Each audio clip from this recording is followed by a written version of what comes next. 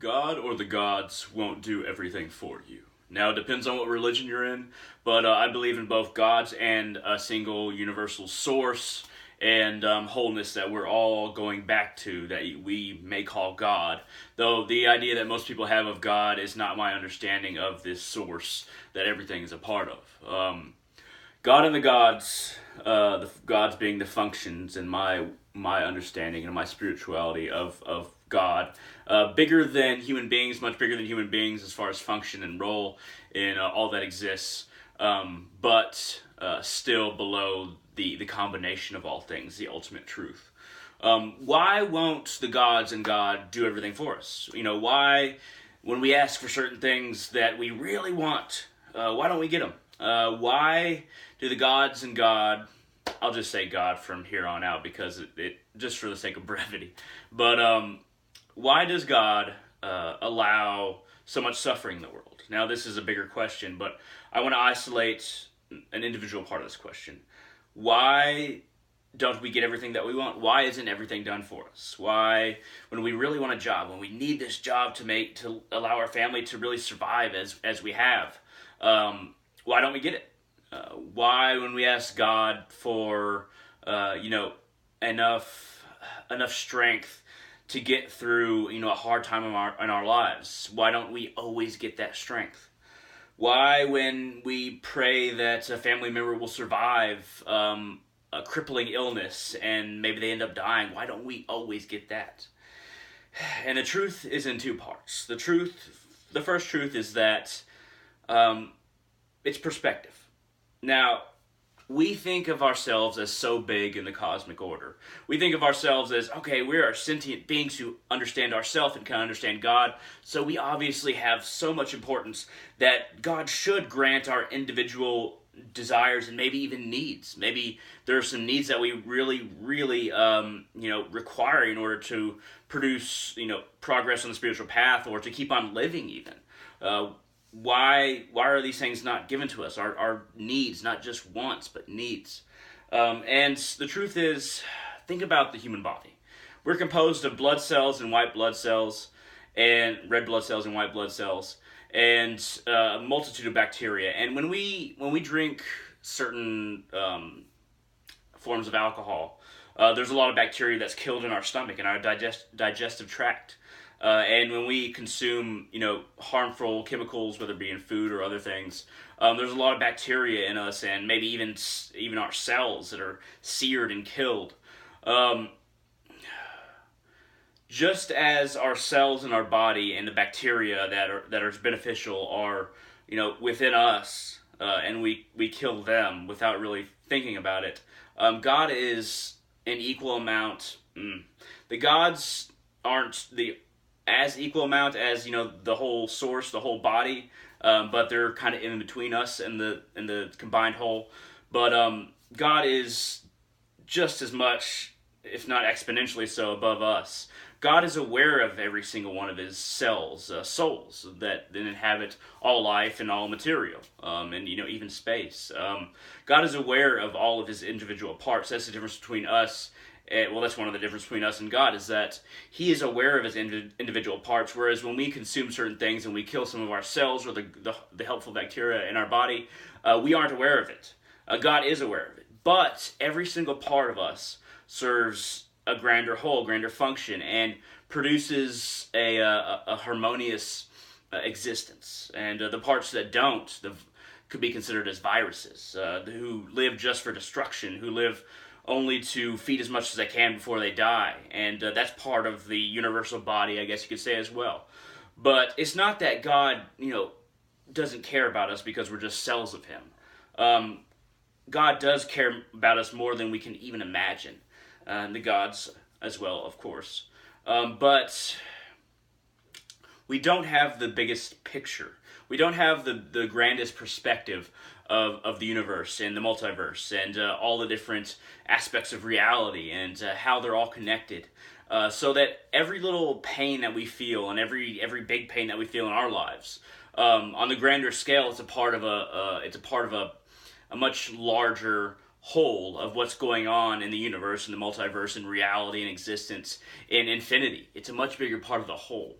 It's not that God doesn't care about us. It's that we have to experience certain things either because of karma or because there are a number of factors that we're unaware of that are converging upon us that require us to either deal with the pain or conquer it. And without that responsibility, us taking up either dealing with the pain that's inevitable or trying to overcome a problem, then the entire body just wouldn't function if all cells just laid aside and said, okay, well, I'm not going to work for the grander,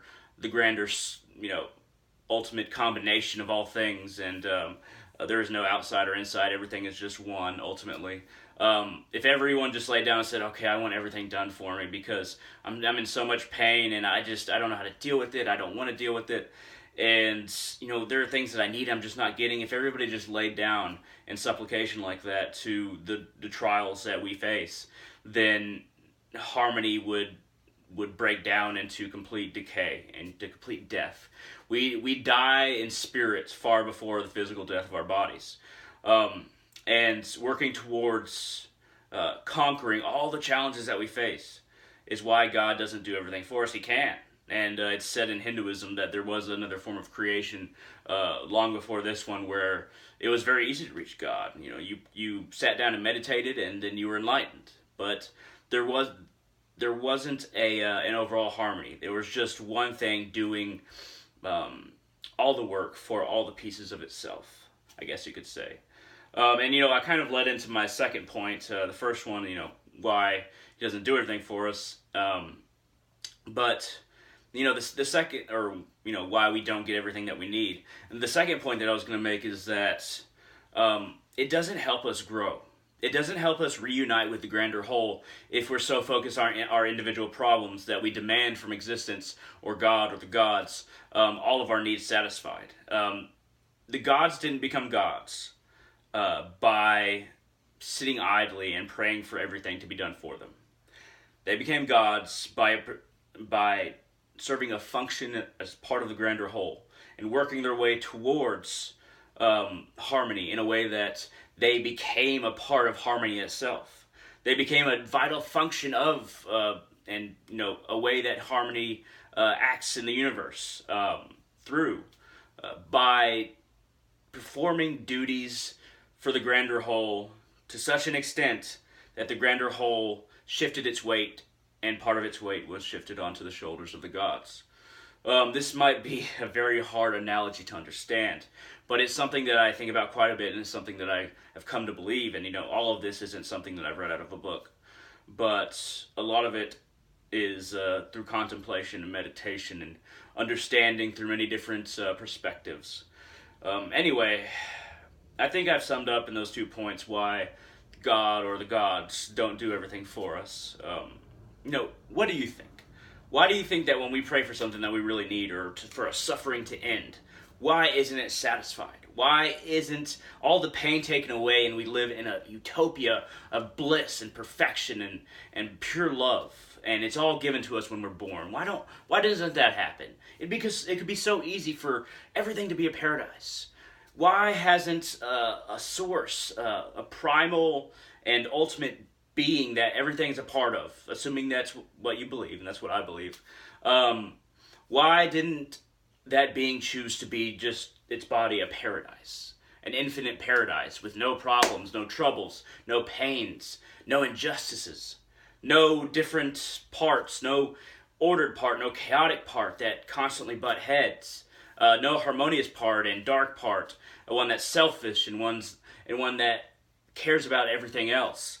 And eventually the dark parts and the chaotic parts will learn through their actions, after reincarnation and the pain experience that they experience. Their souls will eventually learn. But why was this divergence? Why did it even happen in the first place? Why can't everything just be paradise? If there is this ultimate God, if God exists, if gods exist, why is there not paradise? What is your answer? When you address this question, if you're atheist, it's like, okay, they don't exist, it's obvious.